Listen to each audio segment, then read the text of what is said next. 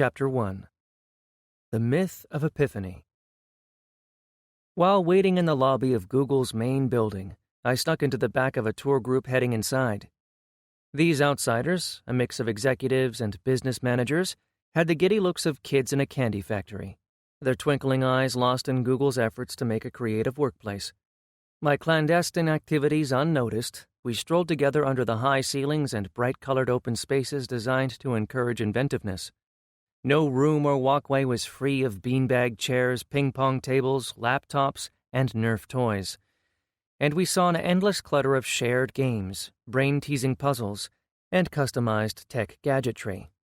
The vibe was a happy blend of MIT's Media Lab, the Fortune 500, and an eccentrically architected private library, with young, smart, smiley people lingering just about everywhere. To those innocents on the tour, perhaps scarred survivors of cubicle careers, the sights at Google were mystical, a working wonderland. And their newfound Google buzz was the perfect cover for me to tag along, observing their responses to this particular approach to the world of ideas. See Figure 1.1. The tour offered fun facts about life at Google, like the free organic lunches in the cafeteria and power outlets for laptops in curious places, stairwells, for example. Expenses taken to ensure Googlers are free at all times to find their best ideas. While I wondered whether Beethoven or Hemingway, great minds noted for thriving on conflict, could survive such a nurturing environment without going postal, my attention was drawn to questions from the tourists. A young professional woman, barely containing her embarrassment, asked, "Where is the search engine? Are we going to see it?" To which only half the group laughed. There is no singular engine, only endless dull bays of server computers running the search engine software. The second question, though spoken in private, struck home.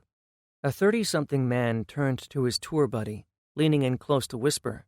I strained at the limits of trying to hear without looking like I was eavesdropping.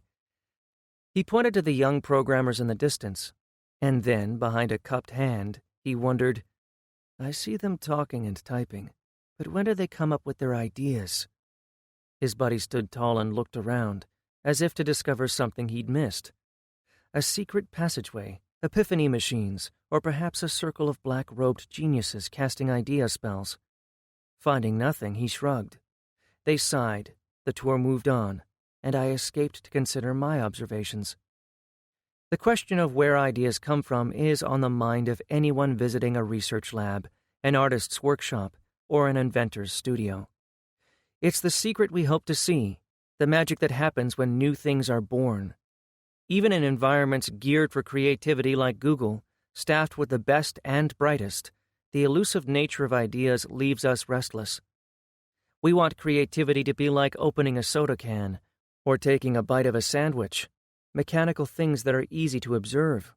Yet, simultaneously, we hold ideas to be special and imagine that their creation demands something beyond what we see every day. The result is that tours of amazing places, even with full access to creators themselves, never convince us that we've seen the real thing. We still believe in our hearts there are top-secret rooms behind motion sensor security systems or bank vault doors with ideas, tended by their shaman-like keepers, stacked up like bars of wizardly gold. For centuries before Google, MIT, and IDEO, modern hotbeds of innovation, we struggled to explain any kind of creation, from the universe itself to the multitudes of ideas around us. While we can make atomic bombs and dry-clean silk ties, we still don't have satisfying answers for simple questions like, where do songs come from? Is there an infinite variety of possible kinds of cheese? How did Shakespeare and Stephen King invent so much, while we're satisfied watching sitcom reruns? Our popular answers have been unconvincing, enabling misleading, fantasy-laden myths to grow strong. One grand myth is the story of Isaac Newton and the discovery of gravity. As it's often told, Newton was sitting under a tree, an apple fell on his head, and the idea of gravity was born.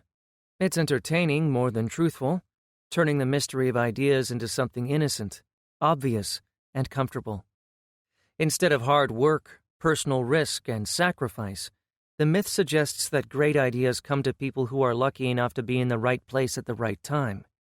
The catalyst of the story isn't even a person. It's the sad, nameless, suicidal apple.